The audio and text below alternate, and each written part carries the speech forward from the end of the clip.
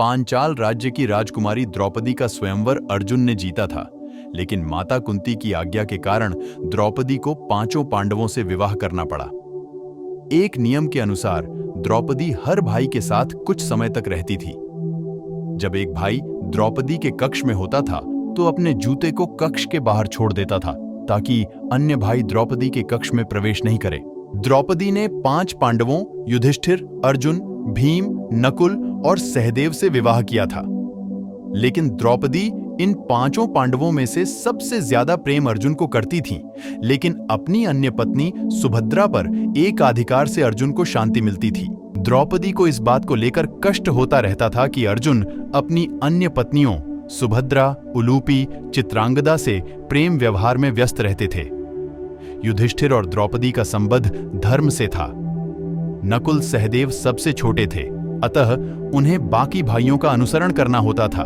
इन सब के बीच भीम ही ऐसे व्यक्ति थे जो कि द्रौपदी से बहुत प्रेम करते थे, जिसे उन्होंने कई प्रकार से प्रदर्शित भी किया। लेकिन इसका एहसास द्रौपदी को बहुत बाद में हुआ।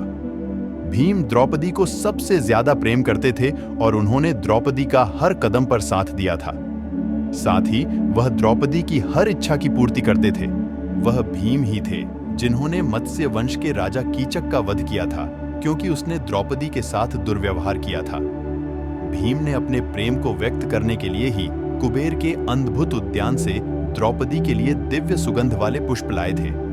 पांडवों के वनवास के दौरान अक्सर घने जंगल में भीम द्रौपदी को अपने भुजाओं में उठाकर चलते थे, जिससे द्रौपदी को चलने में कष्ट न हो।